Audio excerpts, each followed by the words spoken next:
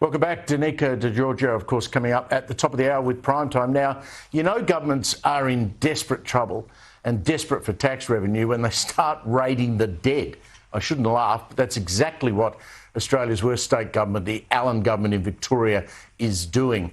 A death tax increase on probate, with some estates being slugged an extra, wait for it, 600% to have a will signed off on. Now, the government claims this is to fund the operations of the Supreme Court, but that's very odd because the last state budget in Victoria slashed court funding. This is clearly a tax grab by stealth.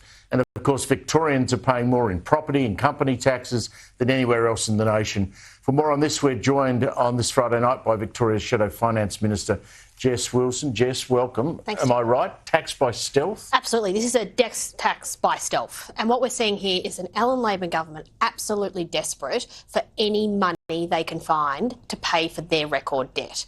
Now, this is going to be a tax that hits Victorians at their most vulnerable time, at a time that they're dealing with the loss of a loved one. And what these fees require is to be paid up front. And what we're seeing is a 645% increase on probate fees for estates between 250 and 500,000. Which is pretty common. Exactly right. That's not uncommon at all. In fact, so many of the probates will fall into that category. But what we are also seeing is the doubling of fees for estates of $2 million to $3 million, or for estates over $7 million, tens of thousands of dollars now going towards probate. And what the government has said is, at a time that families are trying to pay for funeral expenses, they've acknowledged the fact that it might be difficult to pay these fees up front before probate is granted and these people can get access to the estate. But they said, well, put it on a credit card, take out a loan. Well, that's hardly what you want to do when you're trying to arrange a funeral. So what's their justification for this? Is there one? Well, they're saying this is going to help pay for the cost of the courts. But as you said, didn't they slash the court? They did. In the recent budget, they've slashed the court budget by $20 million. And what we know is that previously the cost recovery on probate fees was actually 300% already. What these new fees will be was 1,000% cost recovery. So this isn't paying for just the probate system. This is going into the court system more broadly as the government cuts and slashes the court's budget.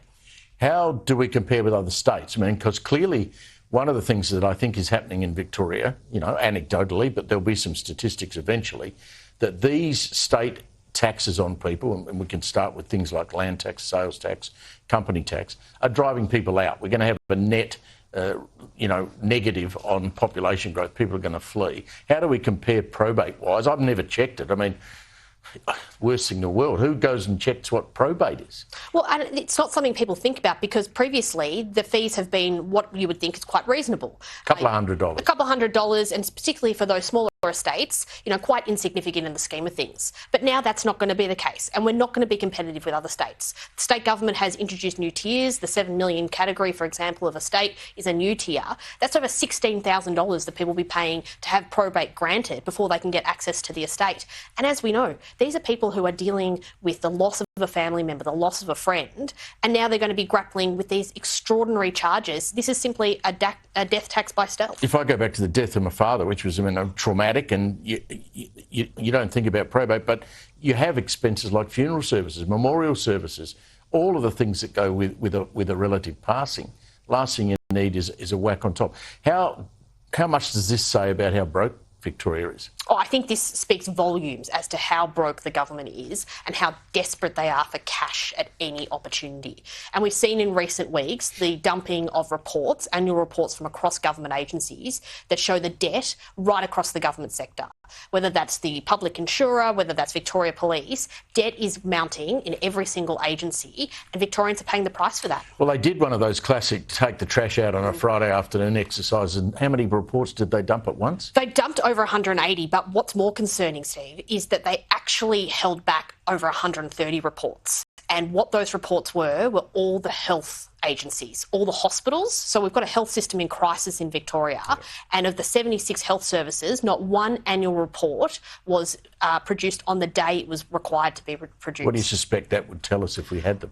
Well, I don't think it's happened by coincidence. I think the health minister knows exactly what's in those those reports. We know that there's cash flow issues in Victorian hospitals. They simply don't have enough cash to pay their invoices. And we've seen the Treasurer have to stump up more money for Victorian hospitals just to keep those operating expenses going. So you can see that Treasurer Pallas is sitting around with senior public servants going, righto, find me money no matter where it falls. I don't care if it's down the back of a couch, find me money. Talk to me about this report in The Age in regard to water companies and the amount of money they're paying in what's called a COVID tax. That's right. So the Treasurer now has gone after our water corporations, and our water corporations have already gone to the Treasurer and said, we actually need to take on more debt to be able to keep our services going.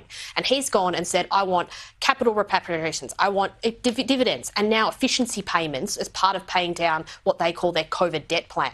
And so at a time when we've seen these agencies go to the Treasurer and say, we're taking on more debt, he's going to those water corporations and saying, no, you need to give me more money so I can manage Victoria's finances. Well, in the end, that's going to end up on a water bill, isn't it? Well, that's exactly right. Every time Victorians turn on the tap now, they have to think about, well, am I going to be paying more because Treasurer Tim Pallas simply can't manage the books? So talk about mortgage arrears as well. I mean, obviously, we've spoken about real estate. The area that they've really stuck their hand in Victorian taxpayers' pockets is land and real estate taxes. Are we doing worse than the rest of the country and people falling behind in their mortgage? We are, and we've seen reports this week that showed that arrears in Victoria and in Melbourne are leading the nation, and that's certainly something we don't want to be leading the nation in. And the fact that Victorian property prices, Melbourne property prices, are falling. And not only do Victorians pay the most taxes overall, they pay the highest property taxes in the nation. And we've seen the last year's budget, the land tax increase, the reduction of the threshold from 300,000 to 50,000. So there's going to be thousands, hundreds of thousands of people now paying land tax for the first time. And what that is resulting in investors fleeing Victoria, saying, I simply can't afford to invest in this state anymore. And if we don't grow the economy, we're never going to be able to pay down our debt. So also talk to me, I'm hearing about cuts in the regions. I mean, we went through that whole fiasco with the Commonwealth Games, bidding for it, getting it, dumping it, costing us hundreds of millions of dollars. Wasn't the excuse for holding the Games in the regions in the first place that we were going to build infrastructure in the regions? That's exactly right. And this is the biggest lie that the Allan Labor government has actually delivered to Victorians, is to say, we're going to take on the Commonwealth Games. You know, they're going to cost $2 to $3 billion, but it's all going to be for infrastructure in regional Victoria. It's going to be for tourism in regional Victoria. But then, of course, we saw the cancellation of the Games because they blew out to $6 to $7 billion. And now those in regional Victoria are simply not getting access to that infrastructure. But Andrews and Allan told us that regardless of the fact the Games were gone, the money was still there. It's $1 billion and we're going to continue to spend it.